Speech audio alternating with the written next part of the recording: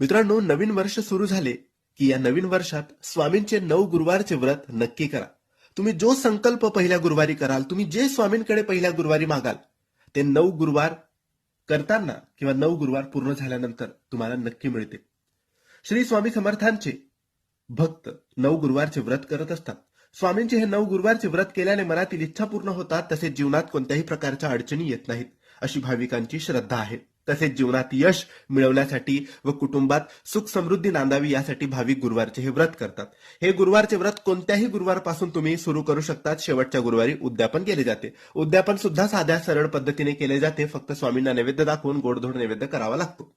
पहिल्या गुरुवारी स्वामींना संकल्प बोलून, आपली इच्छा बोलून तुम्ही हे नियमांचे पालन करून, पूजा पाठ मांडून आणि कथा वाचून तुम्ही दर गुरुवारी हे व्रत करायचे आहे.